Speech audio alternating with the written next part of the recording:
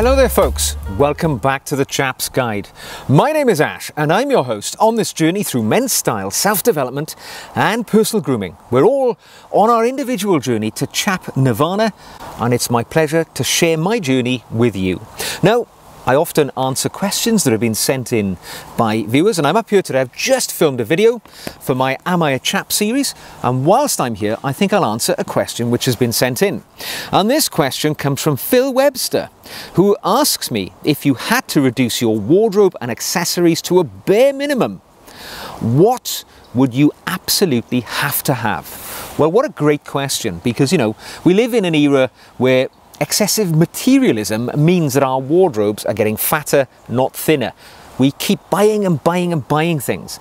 And quite often I stand at the wardrobe undecided what to wear because there's so many shirts and jackets and one thing and another.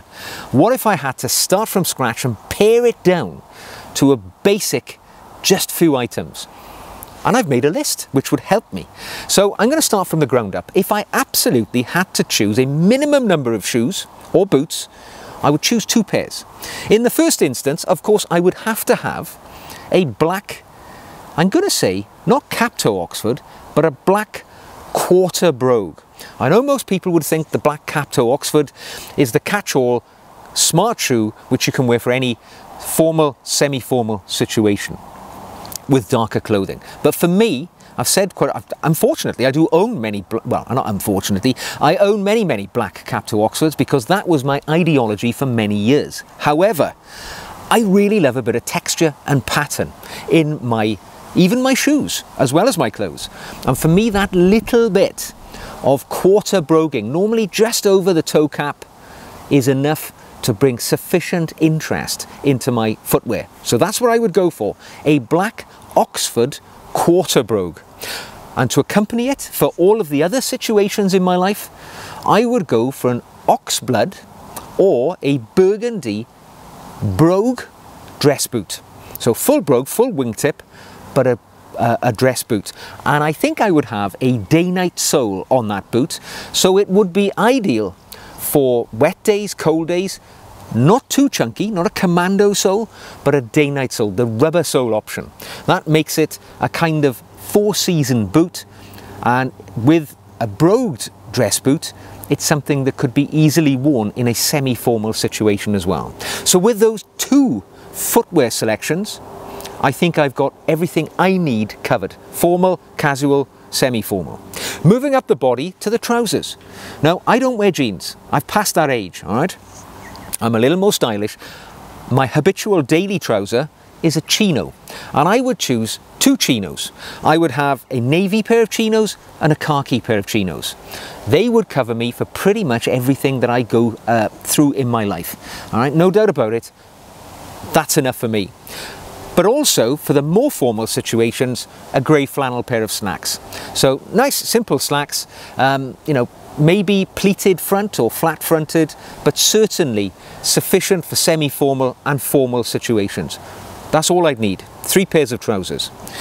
The shirts, a bit more tough to decide here, but dress shirts would be my choice. I'm wearing one now. I'm wearing a light blue shirt, and in my minimal collection, I would go for 2 light blue shirts and 2 white shirts.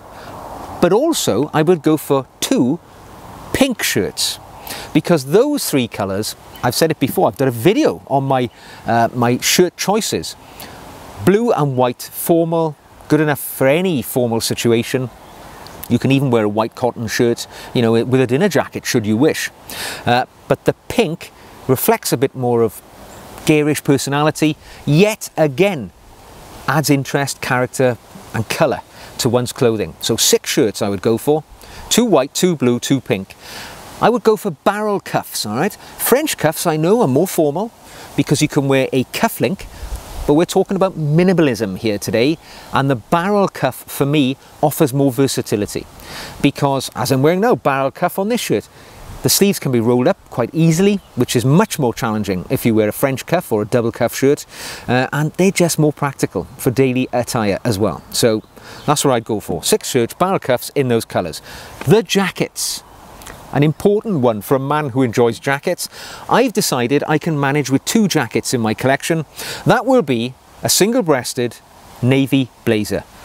The classic, all right? It is the little black dress for gentlemen, because that jacket, that blazer, with, you know, the lovely anodized golden buttons on it, it's the sort of garment that can be worn in a formal situation in place of a suit.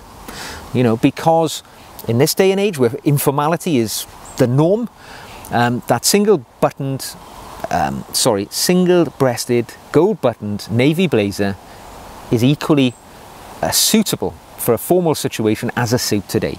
And again, it can be then pushed back to a semi-formal. Take your tie off, it's a semi-formal situation. Works really well.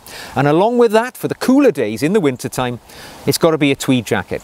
A thick tweed woolen jacket, probably with a green or brown predominant pattern, brings colour, texture and pattern to one's outfit. It looks stylish in the city and in the country. Can be worn pretty much anywhere. Very similar to the navy blazer in some respects, but it lacks that slight formality which the navy blazer benefits from. But again, tweed jacket for me. Outerwear, bit different.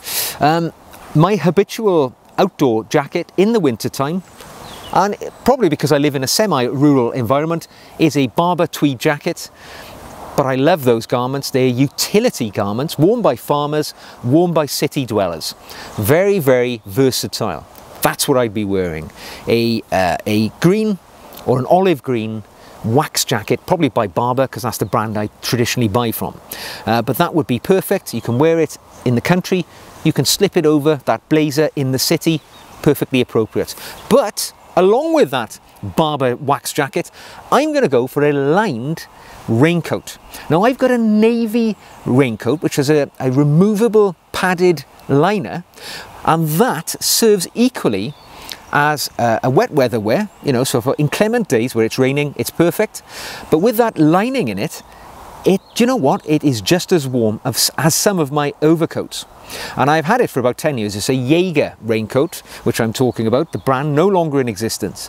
But it has served me incredibly well. And going with a navy colour, really practical. Now I know the more common colour for raincoats is khaki, but I find they get a bit grubby easily, and they're less adaptable to other clothing. So the navy one for me, going to work well. The navy one is slightly informal, and it can be worn you know, with informal clothing, whereas the khaki one, bit more of a contrast. I'm going to suggest that I'm going to need knitwear, because I live in the UK and we have a temperate climate. You know, warm in the summer, cool in the winter, and the sort of shoulder months of autumn and spring, they tend to have a bit of a chill in the air. So I like my knitwear. I'd have 2 items in my minimalist knitwear collection. I would go for a cardigan, a woolen cardigan, 100% wool, well made, and it would have a flat collar, so no collar. I often wear a shawl collared woolen cardigan when I'm at home, but it really limits its ability to be layered under clothing because of the bulky shawl collar. For my coming season, I've actually got a no collar cardigan, which I find much more practical and can be layered under other clothing or worn on its own. So I'm definitely having a cardigan in the collection. I'll be doing a video on the cardigan soon. But I would also have a merino sort of dress jumper, probably a V-neck jumper. Again, something that can be layered and worn in more casual situations, and very practical for a gentleman such as myself. Okay, so general accessories.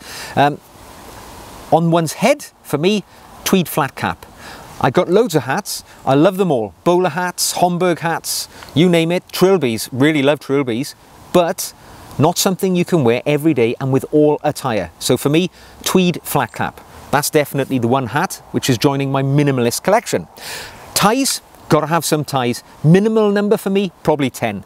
In my collection right now, probably 10 times that. So if I could bring it down to 10, it would make those 6 shirts I have look entirely different every time with a different tie. So well worth having at least 10 ties. Same goes for pocket squares. For me, pocket square is a de rigueur part of my outfit, and I would have at least 10. So, you know, and don't forget, you don't have to pay for them. Get an old shirt, get some old material, cut a patch out, and you've got a pocket square. Doesn't have to cost you anything. So from the minimalist financial point of view, pocket squares are an easy win. I got to talk about wristwatches because I'm a lover of watches, I'm an aficionado, and for me, of my collection, the one watch which is coming with me through life, if I had to have no other, it would be a Rolex Datejust, because that watch, excuse me, in stainless steel, is a sports watch, a dress watch, and everything in between. So that would be the single watch that I would pick. It's water resistant, you can wear it in the pool or water skiing, and you can wear it in the boardroom. It's going to look appropriate. On the hands, brown unlined leather gloves. Now I know they're not very warming, you know, they don't keep you particularly insulated in the winter months, but an unlined leather glove for me has a certain style and panache which goes with that tweed jacket, with that overcoat, with the barber jacket. It's very versatile, and it does protect the hands from the wind and the cold. So for sure, a brown leather glove, simple pattern, that's what I'd be going with. Scarf, got to have a few scarves in there. Jazzes up the outfits that we've talked about, the barber jacket and the raincoat, but at the same time, practical effect, keeps you warm. And finally, to store these things in, the bag of choice for me would be a leather holdall, or a valise as we call them. A nice simple holdall, not fancy, not patterned. It's going to last me a lifetime. Remember, with leather, there is an additional expense when you initially buy it. There's no doubt about that. Leather is expensive. It's a commodity item, you know. It doesn't grow on trees. It has to be created, tanned, and prepared by a tradesman. However, once you get past that initial purchase, leather simply lasts so much longer than other materials, and if it breaks, wears out, gets ripped, it's easily repairable. And actually, leather gets better as its patina grows as the years go by. So for me, a leather valise is my choice for my catch-all bag, whether it be, instead of a briefcase, a weekend bag. Get a nice big valise, you can pile all your stuff in there, your everyday carry, and you know it's all in one place and looking good at the same time. So there we go. That is my minimal items that I need to have in my wardrobe to get me through life. I hope you've enjoyed this Swift video. If you have, give it a thumbs up. If you want to see more like this, click the red button, join as a subscriber. If you'd like to practically support the channel and allow me to keep making these videos, you can buy me a coffee. Simple as that. And you'll find the notes for that in the show notes below. So, until the next time, ask yourself the question: if you could only have a few minimal items for your wardrobe and accessories, what would they be?